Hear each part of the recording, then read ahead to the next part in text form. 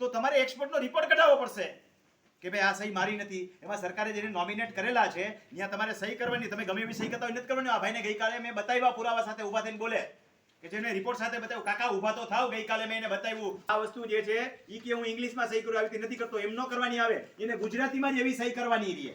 અને પછી એક્સપર્ટ જે છે ઓલી થયેલી સહી સાથે અત્યારે ગુજરાતીમાં જે સહી થઈ છે એને મેચ કરે અને એ અભિપ્રાય આપે. નકર તો હું એમ કહું અત્યારે હું ઇંગ્લિશમાં કરું છું તો એવું થોડું હાલે. મારી આગળ ગુજરાતીમાં મેં કરેલી હોય કે કેમ ન હોય કે એક મને 4 પ્રકારે સહી કરતી હોય તો મારે એવી સહી કરવાની રહે. તો સાબિત થાય ને કે આ ડુપ્લિકેટ સહી થયેલી છે કે નહીં. અને એના માટે એક્સપર્ટ આપણે નથી. હું ગમે એટલો એક્સપર્ટ હોય તો ન હાલે. સરકારે જેને લાયસન્સ આપેલા મેં એને બતાવ્યા ગુજરાતના લાયસન્સ સાથેનો, બરોબર છે, કે આ પ્રમાણેનો આટલા પાનાનો રિપોર્ટ આવે અને ઈ રિપોર્ટના આધારે હુકમ થાય. જો પોઝિટિવ અભિપ્રાય હોય તો, અને તો જ માત્ર એને તો સાંભળવું નથી જેને જવાબ દઈ છે એને, તો એના આધારે એની પ્રક્રિયા આગળ વધે, નહીતર હક કમી માન્ય ગણાય. સમજાઈ ગયું બરાબર? આમાં શું છે ખબર, જેને જવાબ દીધો એને તો સાંભળવું